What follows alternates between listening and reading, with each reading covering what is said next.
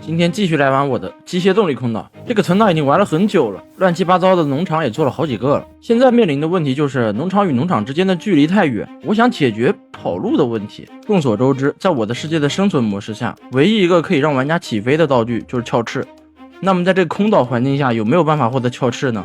有的兄弟，有的。我只要获得钻石、欢翼魔和马鞍就可以合成鞘翅。那么问题来了，空岛模式下钻石又该怎么获得呢？显然我能想到的作者也想到了，只需要把煤炭块加入岩浆，放在锅里压块塑形。至于煤炭嘛，山西特产凋零骷髅，你们都懂吧？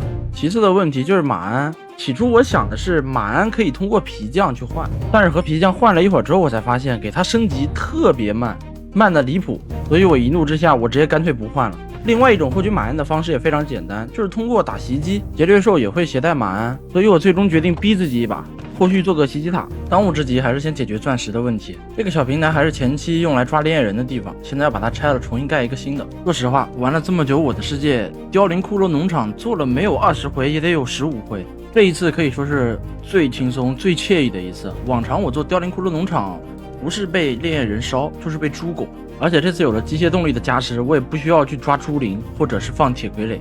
这个装配矿车对于任何刷怪塔来说都是无敌的。现在这个刷怪塔不仅能刷煤炭，甚至也可以刷烈焰棒。但其实这种结构的刷怪塔做成双维度，效率会翻好几倍。但我是单人用，我肯定就怎么方便怎么来。这个刷怪塔的产物一共有4种：凋零头、煤炭块、烈焰棒，还有骨头，都是非常有用的材料。特别是骨头，这里可以生产骨头的话，我主世界就可以少做一个刷怪塔。生产黄铜的这条流水线又挂机了很久。具体多久你问我，我也不知道。反正自从玩这个系列，电脑好像就没怎么关过。这轮合成完，黄铜的进度也来到了2/3。百金灯这边不出意外应该是够了，因为流水线再怎么样也比不上我自己手动吧。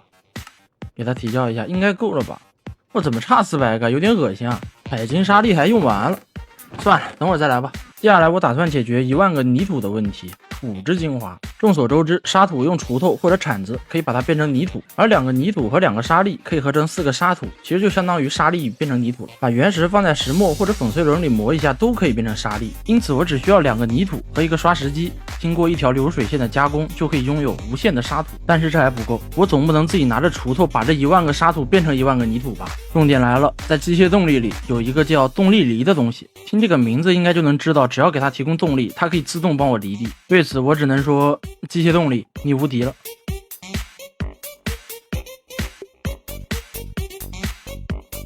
这条流水线是我在蓝图站找的，我目前还没有到这个境界，我现在完全就是机械动力大萌新。这里的话，作者没有做沙粒的输入，所以要自己做一个刷石机来输入沙粒。从这里把动力接上，这条流水线就可以投入生产了。最后把这边放上含有动力犁的装配矿车。哎，这装配矿车的方向好像有问题。这个铁轨怎么没亮啊？哎，怎么搞的？